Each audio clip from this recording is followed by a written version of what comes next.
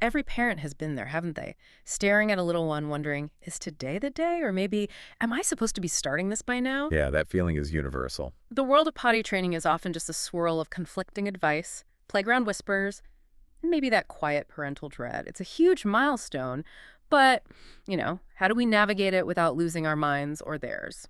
Well, today we're trying to cut through that noise. We're taking a deep exploration into potty training, Mm, pulling back the curtain on what the science actually says, what real-world parents report works, and how you can approach this journey with, hopefully, confidence, calm, and perhaps a few less messes. right. And our mission for you, our listener, is really to move beyond the hearsay. We want to give you evidence-backed insights and practical strategies. The goal is, well, to empower you to truly support your child, understand their unique pace, and kind of transform what can feel like this daunting task into a positive shared learning experience for your whole family. And to get that clarity, we've really dug deep into our sources. We've gathered insights from, powerhouses like the Mayo Clinic, UC Davis Health, the American Academy of Pediatrics. The big names. Exactly. Combined with some intriguing research from parenting science and that practical on-the-ground wisdom from Parents Magazine, it's meant to be a truly comprehensive look, designed to give you the clearest, most actionable picture possible.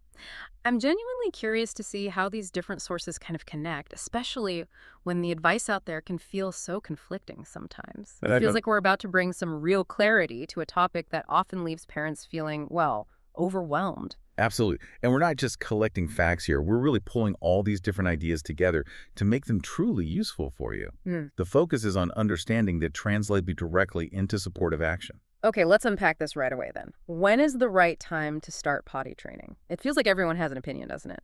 From your aunt to your best friend. But our deep dive into the leading health organizations reveals something maybe a bit counterintuitive. It's not about the calendar, but a unique combination of physical and cognitive readiness cues. So what does the science truly tell us about identifying your child's unique readiness, and why is that so much more important than just picking an age? That's such a crucial point because while, yeah, most children do begin training somewhere between 21 and 36 months, age is actually far less important than those specific readiness signs you mentioned. We often get caught up on a number, but your child's individual development is the real guide. And here's where it gets interesting. Pushing too early, like before a child shows these signs, can really prolong the process and create unnecessary stress for everyone involved. Okay. So if age isn't the magic number, what are those key cues we should be looking for? Is there like a checklist we can observe? There absolutely is. The primary signs of readiness, according to sources like Mayo Clinic and UC Davis Health, are really a combination of physical and cognitive milestones. So you're looking for your child staying dry for maybe 2 or more hours at a time, Okay. being able to physically walk to the potty on their own, showing a clear awareness of needing to go. Maybe they squirm or cross their legs or even start to tell you. Oh, okay. It's also about physical independence. Yeah. Can they pull their pants up and down? Yeah. And crucially, do they express a genuine interest in the toilet? Or maybe in wearing big kid underwear? It's really about their body and mind sort of working together. That makes perfect sense when you look at it that way, at the science. But I can imagine a parent still feeling that immense pressure, maybe from family or even social media, to start at a certain age. Sure. How do we as parents truly internalize that and act on this readiness principle when there are so many external voices telling us otherwise? That's a very real challenge, definitely. I think it comes down to trusting your instincts and really observing your child, not comparing them.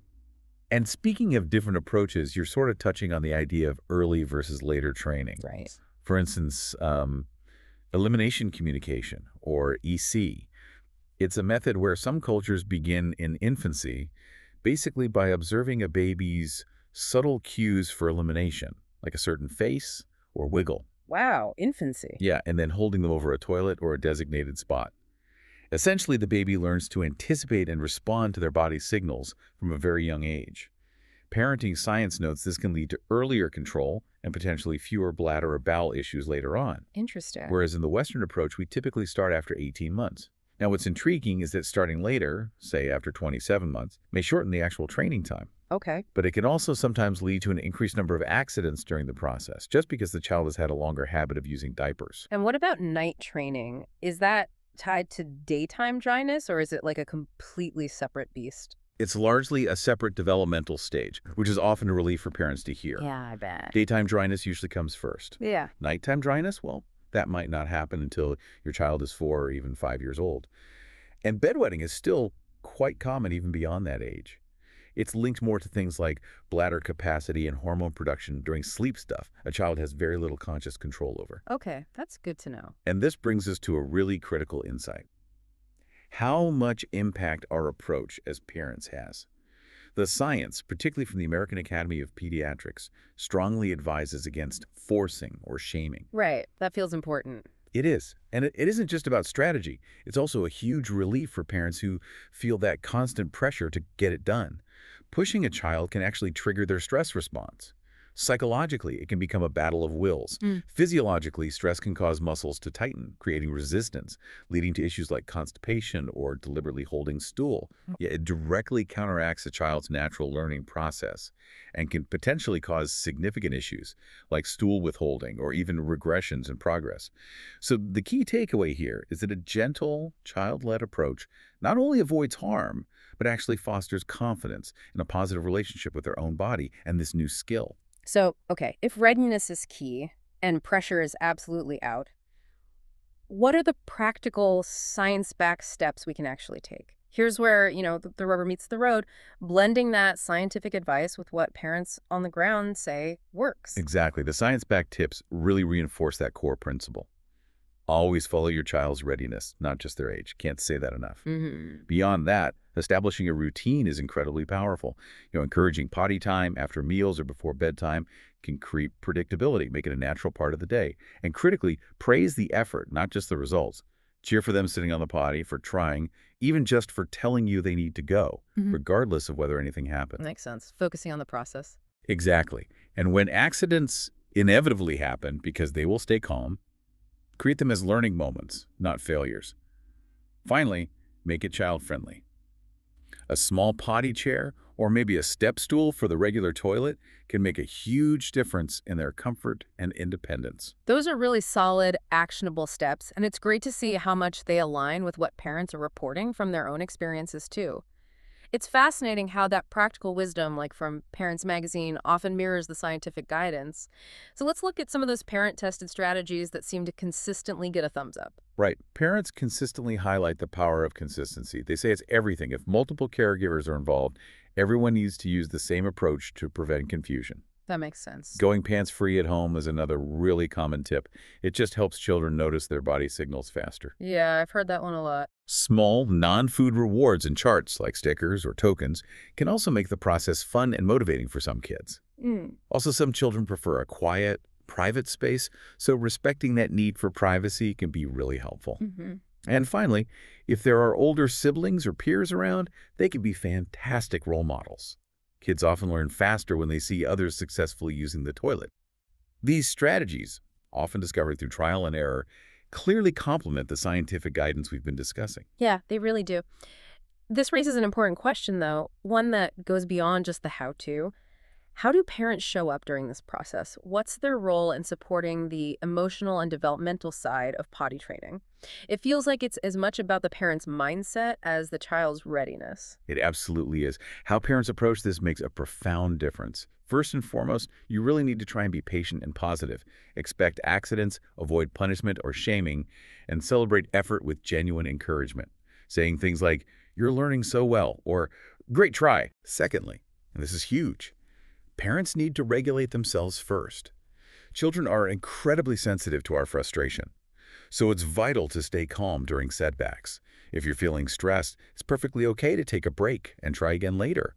It's about creating a positive learning environment, not a stressful one. That's really good advice. Take a break yourself. Definitely. Another crucial point is keeping expectations realistic. Every child is different. Some train in a few weeks, others take many months. And remember, like we discussed, night training can take years after daytime training is sorted. It's a marathon, not a sprint. And your patience is probably the most important fuel. Right. Modeling and coaching can also be very effective.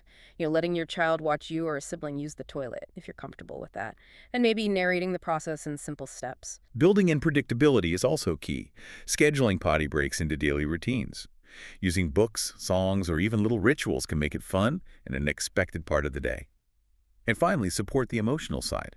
Some children resist because of fear or maybe control struggles, Yeah. offering them choices like which potty to use or which fun underwear to pick. Giving them some agency. Exactly. Reinforce their growing independence with statements like, "You're growing up and you can do this." This really empowers them in the process, turning potential resistance into a sense of accomplishment. Even with the best preparation and all this great advice, bumps in the road are, well, pretty much inevitable, aren't they? Yep. So what does this all mean when those challenges pop up? We've all been there, I think, staring at a tiny, stubborn human, wondering, is this a battle I even want to pick today? Let's look at common hurdles and what you can do to navigate them without, losing your cool. Challenges are definitely part of the journey, yeah. And knowing how to respond can make all the difference.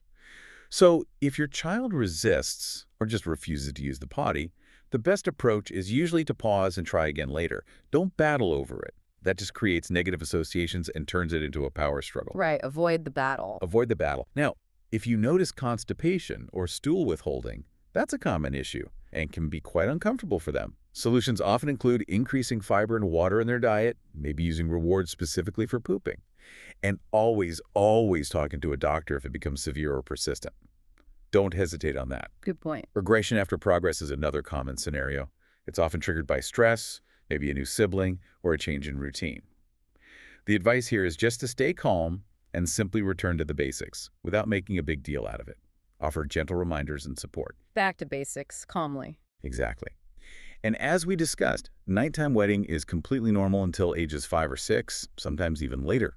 For this, you can continue using pull-ups, maybe limit fluids right before bed. But again, avoid making it a source of stress or shame.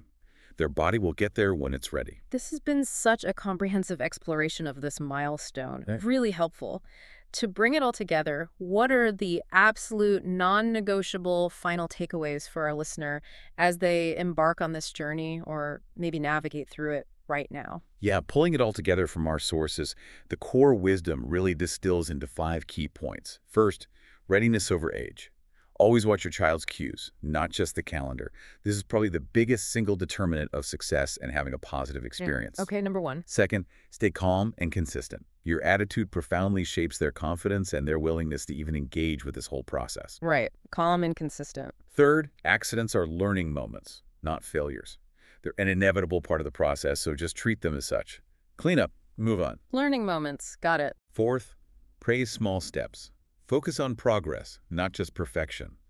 Celebrate every effort, no matter how tiny it seems. Progress, not perfection. Love that. And finally, number 5, every child is unique. Remember that potty training is a deeply personal process for each child. It's not a race to a finish line.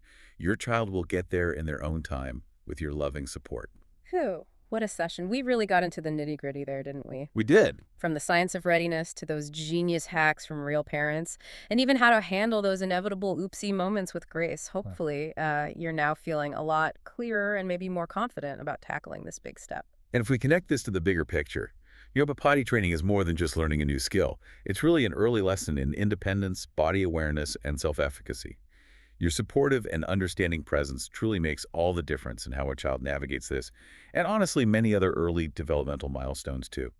That's a great point. So, as you consider your own journey or reflect on what we've discussed today, maybe think about this. How might the patience, consistency, and that child-led approach we've talked about for potty training, how might that apply to other significant developmental milestones in a child's life? It's a powerful framework, isn't it, for fostering independence and resilience far beyond the bathroom.